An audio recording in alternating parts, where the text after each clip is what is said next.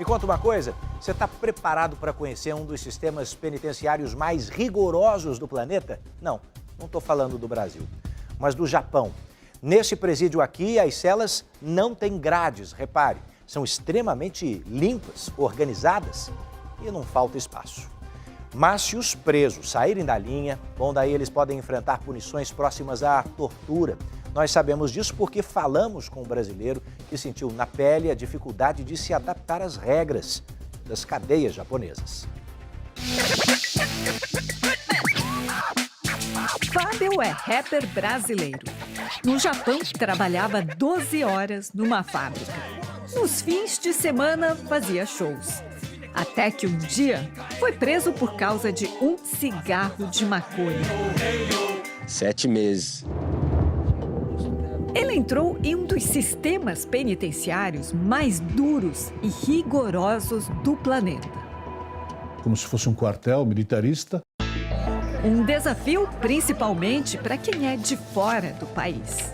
Tive alguns problemas na cela, pois alguns japoneses não suportam conviver com estrangeiros.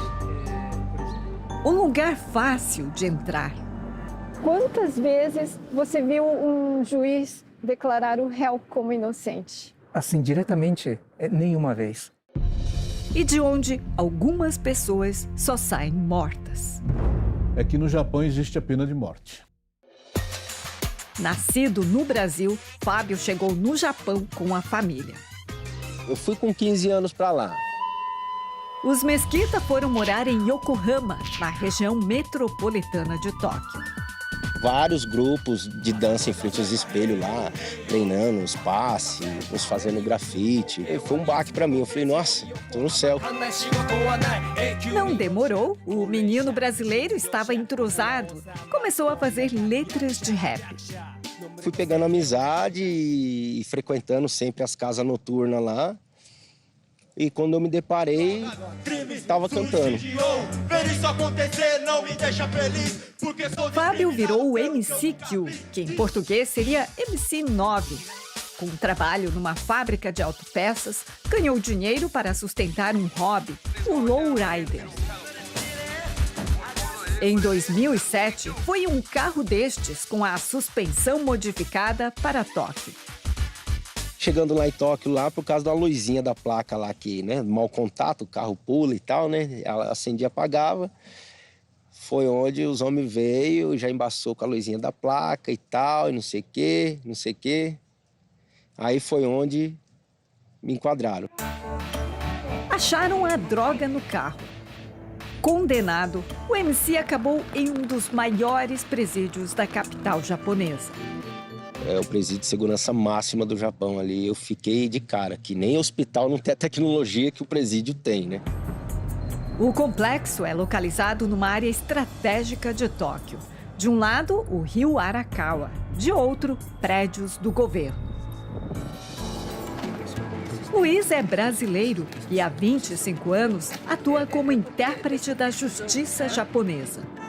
Ele ajuda os presos que não sabem falar o japonês, principalmente nos tribunais de júri. Não é permitido, em alguns casos, né, nenhum contato que não seja com o advogado ou com o corpo diplomático se for estrangeiro. Então a pessoa se sente abandonada, não sabe o que está acontecendo, né? Às vezes entra em pânico. O trabalho dele é um dos itens que fazem o custo de um presidiário brasileiro por ano ser um pouco maior que o de um japonês. Um detento custa 5 milhões e 37 mil ienes. O estrangeiro, esse valor, ele salta para 5 milhões e 400 mil ienes. Segundo o relatório anual de 2021 da Agência Nacional de Polícia, os sistemas penitenciários do Japão abrigam atualmente 46 mil detentos. Desses, 751 são estrangeiros, incluindo aí 58 brasileiros, 72 vietnamitas e 89 chineses. Este advogado brasileiro, especialista em direito japonês, conta que o sistema penitenciário nipônico começou a ser debatido no mundo depois que Carlos Ghosn, ex-presidente de uma fábrica de carros, foi preso por fraudes financeiras no Japão. E daí fugiu de uma forma aí espetacular, né? Então ele escreveu um livro reclamando que o interrogatório dele durava 8 horas por dia. Era uma tortura, digamos, psicológica. Rogério já perdeu as contas de quantas vezes chorou com as histórias contadas por presidiários brasileiros que escrevem para ele. Bom dia, como vocês estão? Como está o trabalho voluntário? Espero que todos estejam bem, apesar da pandemia. Ele é um dos 17 voluntários de um grupo de apoio que foi criado em 2005 e que dá suporte a condenados no Japão, brasileiros ou não, através de cartas e envio de livros. Para o grupo de apoio, nada é barreira. São línguas diferentes e a gente responde tudo na língua em que eles mandam, né? E os livros também são enviados gratuitamente na língua que eles mandam as cartas. Nas cartas, os presos revelam um pouco do que acontece nos presídios japoneses. Numa das revistas, né, que ele recebeu, ele tirou um pedaço de um endereço e de um telefone, e aí ele dobrou e colocou dentro de uma caneta. Para quando ele saísse, ele ia pegar aquele coisa e ligar, né? E aí eles descobriram. E aí colocaram ele no castigo. E o castigo era ele sentar numa sala. Não à vontade, mas assim, com o joelho dobrado, né? Com as mãos nos joelhos e levantar uma vez na manhã para ir fazer xixi ou para ir no banheiro, né? Eu, pessoalmente, eu não consigo fazer isso, né? Almoçava, sentava de novo e lá pelas 3 horas ele ia mais uma vez voltar para cá. Eram 7 dias. Enquanto esperam pela investigação dos casos, a maioria dos presos no Japão fica em celas individuais como essas de 6 metros quadrados. Cada quarto tem um banheiro, pia e cobertores para dormir. Todos recebem 3 refeições por dia e são cuidados por 800 funcionários que zelam pela organização, alimentação e vigilância. Kyu ficou numa cela com outros 5 presos.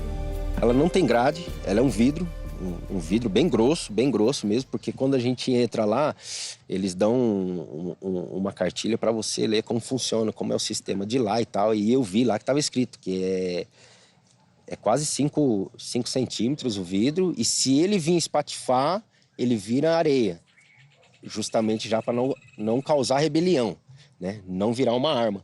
E ele aguenta até 10.0 na escala Richter, ou seja, pode dar o terremoto que for, cai tudo, menos esse presídio. A rotina é seguida à risca.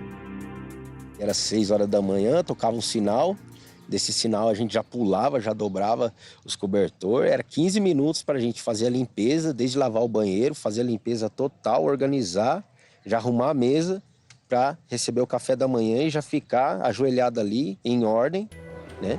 Em ordem para fazer a contagem. Banho é raro. É uma vez a cada 5 dias. O sol opcional. Meia hora. Aí a gente subia lá em cima lá, aí cortava uma unha, fazia exercício, né? Mesmo nevando eu ia. Kyu chegou a receber uma carta da família. Recebi uma carta do meu pai, ela voltou, exigindo uma tradução.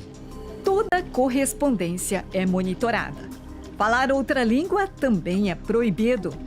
Na única visita que pôde receber da família em 7 meses, o MC só conseguiu falar com os pais porque convenceu o carcereiro em japonês. Eu falei, não, pelo amor de Deus, você não tem pai, você não tem mãe, né? Eles não entendem, né? Quebra essa pra mim, pelo amor de Deus. Aí até que ele abriu lá e quebrou e deixou, né? Vi minha mãe chorando lá. O especialista em direito japonês conhece bem as prisões por lá. Meu avô era carcerário, antes da guerra, né? Trabalhava no penitenciário. Aí sim, parece que não havia muito respeito a direitos humanos nem nada. O Japão possui 1.300 centros de detenção, como esse que está atrás de mim. Mas esse aqui de Tóquio é especial. Ele serve como local para as execuções da pena de morte. Além de presos no regime perpétuo, o país tem atualmente 106 pessoas no chamado corredor da morte. Geralmente, elas esperam durante anos e são avisadas apenas 1 ou 2 horas antes de morrer, enquanto tomam o café da manhã. A lei manda que ele seja condenado, seja executado entre 6 meses. Só que tem condenados à morte já que estão esperando há 20 anos. O intérprete nos revela como é o último momento antes da execução. Aqui é feito por enforcamento. Nestas fotos, é possível ver a sala de execução. 3 funcionários são escalados para acionar os botões. Os 3 apertam o botão e não se sabe qual dos 3 é que realmente acionou, né? O alçapão. No ano passado, o Japão executou 3 pessoas na forca. O que determina a pena de morte é não se vê nenhuma esperança de reabilitação da pessoa, ou mesmo a pessoa também não quer se reabilitar. Então, quando esses 2 fatores eles se unem, não há como evitar, né, esse castigo. Uma pena destas, dificilmente ela vai ser revogada. Uma das raras exceções foi o caso de um peruano que matou 6 pessoas em tentativas de latrocínio e fuga da polícia. Para conhecer melhor esse caso, viajamos de trem por 1 hora até o local do crime.